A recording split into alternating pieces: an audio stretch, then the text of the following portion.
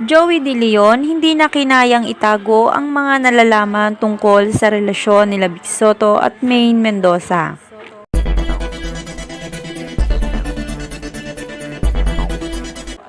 Viral pa rin ngayon sa social media ang lalaking nakabuntis umano kay Maine Mendoza na hanggang ngayon ay wala pa ring inilalabas na pahayag si Maine Mendoza kahit ilang lalaki na ang itinuturong maaari daw maging ama ng kanyang ipinagbubuntis ngayon.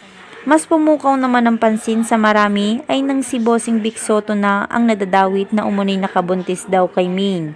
Dahil na rin sa pagkakatugma ng paglalarawan dito na isang TV host at isang may kaedaran ng tao na kasalukuyang pamilyadong tao rin daw. Hindi rin kasi lingid sa marami na malapit sa babae si Vic Soto. Kaya naman nakailang relasyon na rin ito. Kaya naman agad na naalarma ang mga kaibigan at kapatid ni Vic Soto gaya nila Tito Sen at Joey De Leon. Dito ay nagbigay na rin sila ng kanilang saloobin tungkol sa kinakaharap na issue na ibinabato kay Vic Soto ngayon.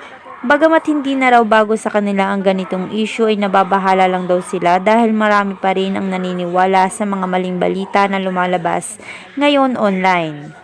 Hindi na raw nila masisi ang ibang tao kung ano ang gusto na lang daw ay masira ang imahe ni Vic Soto sa maraming tao na patuloy na naniniwala sa kanya.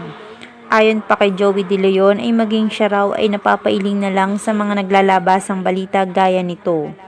Dahil unang-una na raw dito ay isang anak na raw ang turing ni Vic Soto kay Maine Mendoza kaya malabo raw na mangyari ang iniisip ng maraming tao tungkol sa kanilang dalawa.